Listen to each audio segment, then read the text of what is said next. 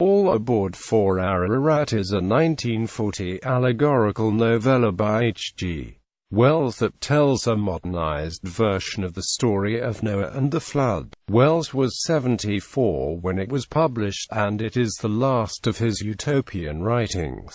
Plot summary: God Almighty pays a visit to Noah Lamech, a well-known author whom the outbreak of war has convinced that madness had taken complete possession of the earth. At first God is thought to be a mental patient from a nearby asylum, but his dignified air earns him a reception in the writer's study. God explains that he has been surprised and disappointed by humanity, and tells Noah Lamech, "What I propose is that you should construct, with my help and under my instruction, an ark." Lamech is intrigued, but first, since God tells him that the Bible is wonderfully trustworthy and possesses substantial truth, demands an accounting for his decision to destroy the Tower of Babel. God has already explained that the creation of light entailed as well the creation of a shadow, and, since I had come into our universe as a person, it is evident that my shadow also had to be a person. Now God explains that he and Satan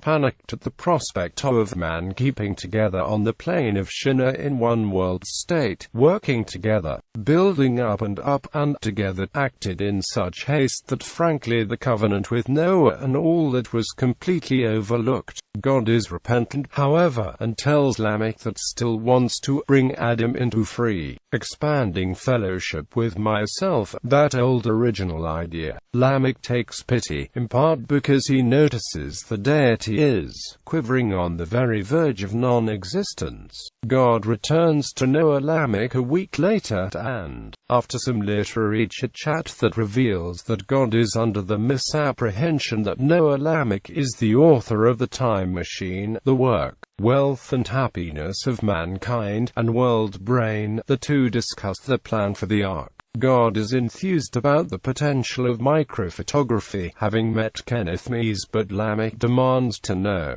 are they to reinstated or we start afresh? Lamech believes it is necessary to begin over again, because the primary danger to the new world is that the elite will become a self-conscious, self-protective organization within the state. T is a new religion and a new manner of life I am obliged to stand for.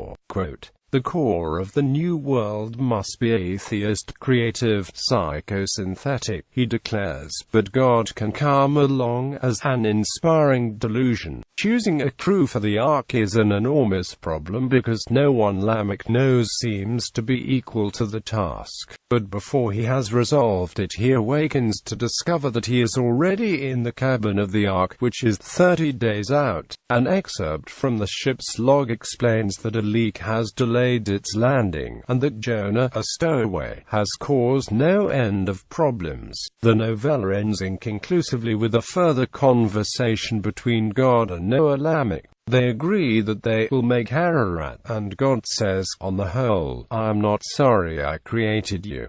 As for Noah, he declares, "No man is beaten until he knows and admits he is beaten, and that I will never know nor admit." Reception: Wells made a lecture tour in the United States in October and November 1940, and tried to arrange for the publication of All Aboard for Ararat to coincide with his tour.